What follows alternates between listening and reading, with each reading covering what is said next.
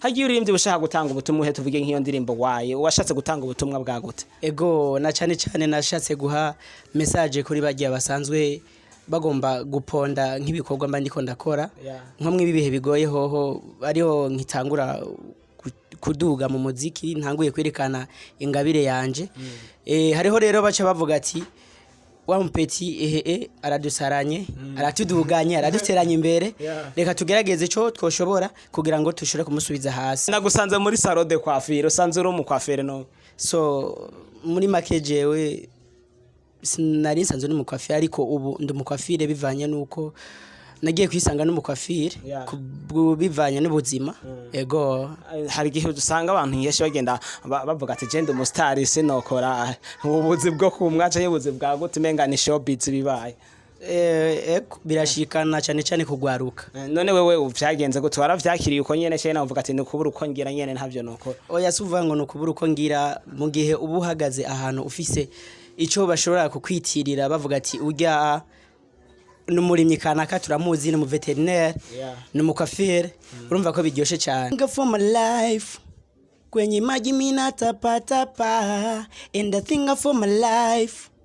na elimu shule sijapata na hivi najiuliza lina tabrisi dadio maana kutozi msoni kwangu ni video kila nikipita wananiita takataka kila nikipita wananiita choko choko kila nikipita wananiita omba omba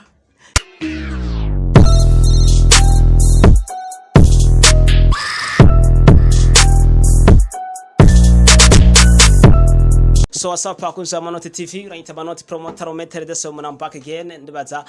musadwe mumenyereye mwari munkumbuye ndabiza ariko uno musi nashimye kuvuga nti reka ngaruke kurundi uharire kumwe n'umusore afise izina yubakiye ariko agenda akoreka ko giye bitandukanye agiye bakwita gute ku kazina je banyita TT Otile boy canke Bodian boy all the time nk'umuntu ashaka gukora kuri YouTube acakora ku izineriye okay ashobora guca kuri Otile boy yes Otile boy meze neza ndashima ego abantu bariko bari badatse n'Imanoti promoter ko tumenyereye avumbura ariko tukaba tubonye ashikiye ahantu yicariye vyagenze gute so byabaye ngombwa murazi ko dufise tuwa muri no minsi no kuvuga ni mu mvo z'uburuhe twavyetereka twicare hamwe na Otile boy tuyajya akabazo kamwe canke tubiri n'umusore afise impano n'umusore afise ibintu agomba kutwira kuri kano kanya imbere ko tutangura ushira kuri Otile boy twakire nk'umustar ashira kubacishiriza ko abari kwadukurikirana nyimbura n'umuraperi boy no uririmba burahibongoza tuza twumva kaciwe akaza okay ntangora I think for my life kwenye maji mina tapata pa and the thing for my life na elimu shule sijapata na hivi najiuliza lina tabrisi dadio maana kutozi msoni kwangu ni video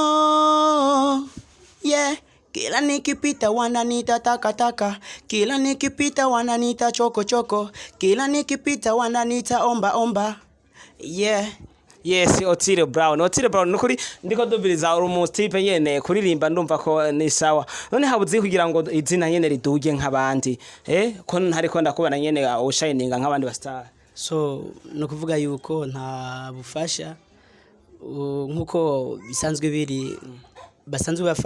bafatwa mu mugongo kandi nawe urabizi ko ata muntu yigeze atera imbere canke ashika kure atamufashe mu mugongo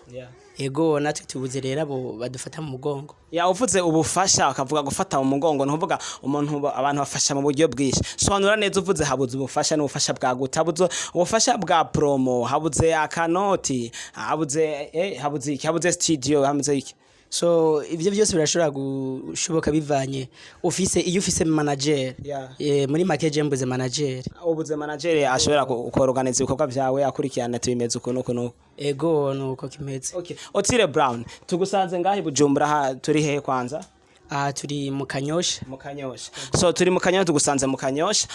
turi gusanza ahantu turavuga tuti naho tugusanze hano reka turaba ahantu muhira aburiho tuyagira ariko haro nagusanze menga hari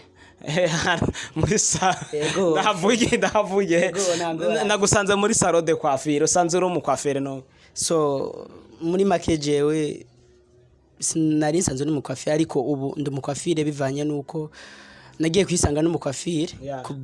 bivanye n'ubuzima ego hari igihe usanga abantu nyinshi bagenda bavuga ati genda umusitari sinokora ububuzi bwo kumwaca y'ubuzi bwa gute umenga ni showbiz bibaye ego birashikana cyane cyane kugwaruka none wewe uvyagenze gute waravyakiriye uko nyene cyane navuga ati nukubura uko ngira nyene ntavyo nokora oya suvuga ngo nukubura uko ngira mu gihe ubu uhagaze ahantu ufise ico bashobora kukwitirira bavuga ati urya n'umurimyi kanaka turamuzi ni mu veterinaire ni mu coiffure urumva ko biryoshe cyane ukuvuga ko ufise adresse muri make oya ukaba ufise adresse biraryoshe Otile Brown ufise indirimbo zingahe guhera ugitangura kurimba gushika kuri uno mwanya so indirimbo mfise ndacafise zitano ariko zine zose yari amakorabo iyo mfise yiwanje ni nyene nabahaye kapera noy hama nkabafise n'iyindi mpaye nkorera muri one way numvise umengo uririmba neza cyane ndaza abantu bazadukurikirana baca bimbira ati none ono mutipe nk'ijya ndirimbo yarimbye twoyironka gute ndaze toronkiye kuri YouTube kuri YouTube bashaba bandika Otile Boy canke bakandika Why by Otile Boy arijya zina naryo igijya ndirimbo Why by Otile Brown Otile Boy Otile Brown ni mu Kenya birumvikana so Otile Boy ndazi uri umustar ko abantu benshi bagenda bakurikirana kandi ufise ijwi uririmbye rishobora gushika kure ko bavuga ngo umuntu w'umuririmbyi ashobora kuvuga ikintu kigashika kure hagiye uririmbye ushaka gutanga ubutumwa tuvuge nk'iyo ndirimbo Why washatse gutanga ubutumwa bwa gute ego na cyane nashatse guha message kuri bagiye basanzwe bagomba guponda nk'ibikorwa mba ndiko ndakora nko mwibihe bigoye hoho ariho nkitangura kuduga mu muziki ntanguye kwerekana ingabire yanje hariho rero baca bavuga ati wa mpeti aradusaranye aratuduganye araduteranye imbere reka tugerageze cyo twoshobora kugira ngo tushore kumusubiza hasi abo rero nabo bariho ndababona barabinyereka nanje rero naciye ndayishira ahagaragara iyo ndirimbo nubwo gusa bitashitse ko ija ahagaragara bivanye nubwo nabura amafaranga yo kuyishira ahagaragara kuko nawe urabizi kuntu bisanzwe bimeze bigenda ego muri izo ndirimbo zose ufise urafisemo clip ego ndafise clip imwe clip yitwa gute iyo nyene ya Why waciye igiye kuyikorana na clip urabimaze gushika no kuvuze ngo abantu bagusubiza inyuma bagira gute uramaze gushikagira na beef n'umuntu cyane gose uwo muririmbye mugenza ego cyane urashaka kugirwa kuvuga ati je naka kweri na cyane si saba bacu babini bijumbura no nabi makamba ego no makamba ariko nabo nyene sindovuga ngo ni beef je ngiye kubitahura nagiye kubona ko yarakwi yanyeretse ko nkwiye gukora cyane nkagira nanje cyo nkoze ciza kuko dukoranye indirimbo rero acha kandi ndimbo nije naye nayirishe yaciye afuta amajwi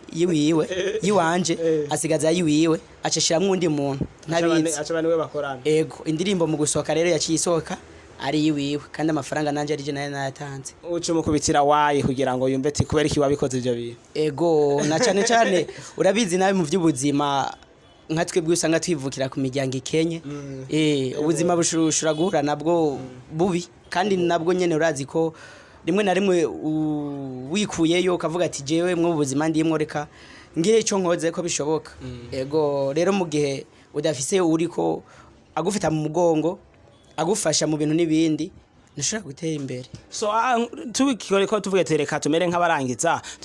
ikiganiro nashaka ndakubaze nko mu baririmbye tuvuge nka mu Burundi canke hanze umuririmbye asanzwe guhaye inspiration vuga ati je kweri ndiko ndaraba ibintu agenda ncamwo canke ngenda ndirimba ndarabira kuri naka arampaye inspiration ariho ninde Medi wo mu Rwanda ego ni baguhe inspiration ego cyane ego birumvikana akajambo kamwe reko bariko baradukurikirana ico novuga kuba kunzi kuba fans ntibibaze ngo nahoze cyane yego ndiko ndagerageza uko nshoboye yego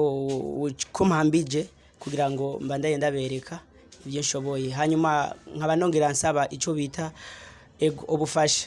ubufasha support kubasani basanzwe bateye imbere bacu hano mu Burundi turafise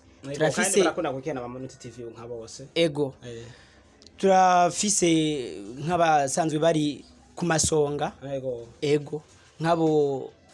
bakuru bacu ba Fizo ba Satbi ego ba MB data ba Bifes ba Kidumu ego turafise n'abandi beshi nko ku Uganda dondagura bashikacu ba Natasha ba Chanera ba Estanish abo bose n'abantu dufise babasani bashobora kugira ico bakoze ajya ari ikintu kimwe mu buzima kugira ufashe umuntu simaka ngo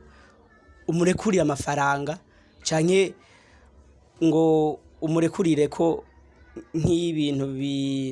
vy'agaciro birebire gufasha umuntu no gufata ikujya kijya nyene ushoboye ukakimufasha kuko ubu buzima tubayemwo tugenda turutana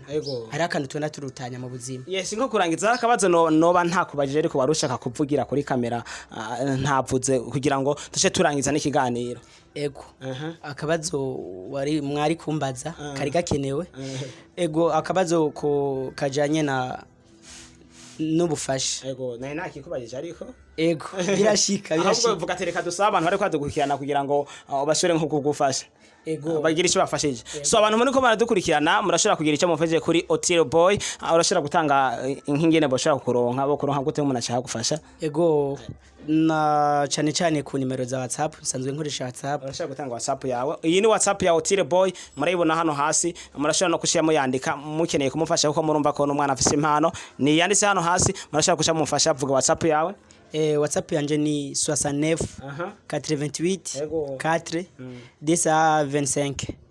urakoze cyane Otile boy reka tugushimira cyane ko wana twakiriye gatukana yaga neza merci reka namwe tubashimire cyane ko baradukurikirana kuva mu ntago gushika muri no mwanya uranyita amanota promoter rometer de ceremony behind camera nzamona Jaden Smith arafshuta de super cameraman ngo asika yitwa ngo nero correcteur des imbéciles turabakunda cyane nta nshuti nkamwe mugira amanota n'amanoti be blessed ciao ciao